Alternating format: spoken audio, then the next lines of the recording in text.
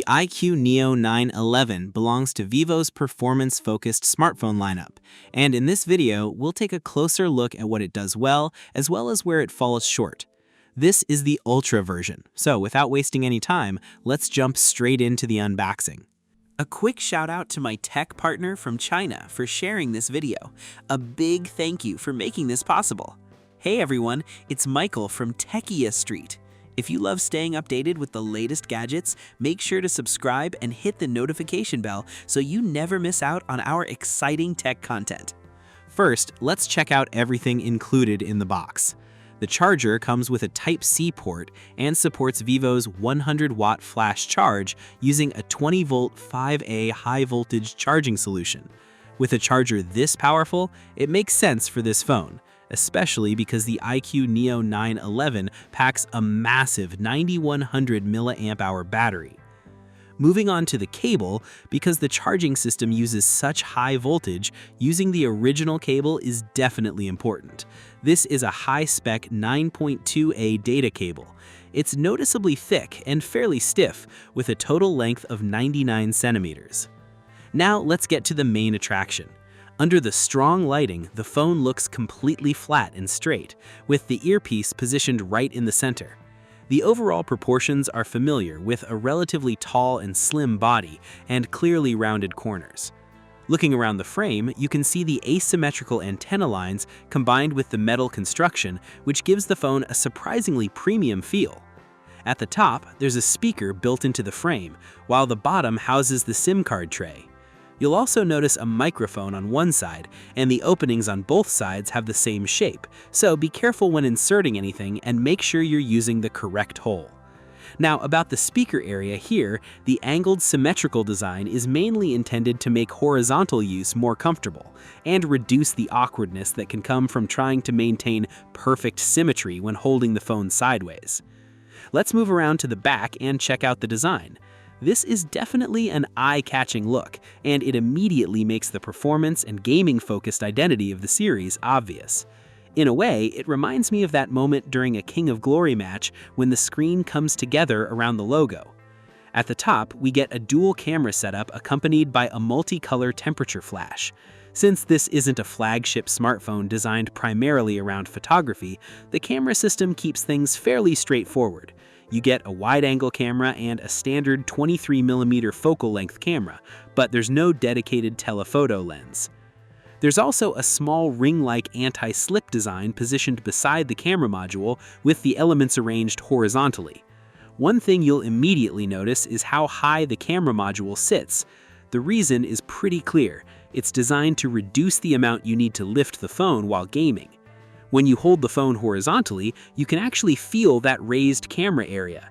It almost works like a tiny controller, giving your fingers a comfortable place to rest while keeping the camera section from getting in the way of your hands. The included slim case is made from soft silicone, and once it's fitted onto the phone, the whole thing almost looks like it's wearing a cute little mask. Finally, let's turn on the display. The first thing we see is a light-colored background.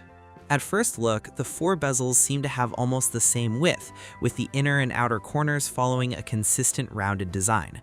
But when you take a closer look, you'll notice that the bottom bezel is actually a little wider, and the rounded corners in that area are slightly more pushed inward. There is a small recessed curve, but overall, the design still looks perfectly fine, especially once you add a protective case. Now let's check some of the basic features, starting with fingerprint recognition. The fingerprint sensor is located around this area, and its position feels pretty natural. It isn't placed too low, so reaching it is comfortable. We can also swipe around the screen without having to constantly adjust our grip or lift the phone. Once the fingerprint has been registered, let's test the unlocking experience. It works as expected and feels quick and convenient.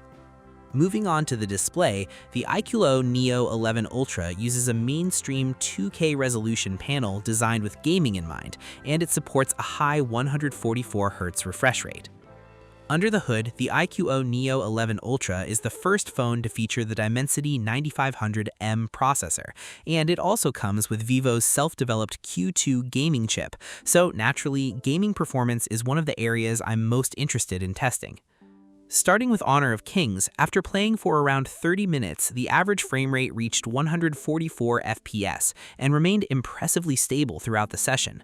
The front of the phone reached 42.3 degrees Celsius, while the rear temperature was 43.1 degrees Celsius. Next, we stepped things up with Genshin Impact. Even under this heavier workload, the frame rate remained quite stable. Interestingly, the temperatures were actually lower this time, with the front reaching a maximum of 38.2 degrees Celsius and the back topping out at 37.8 degrees Celsius.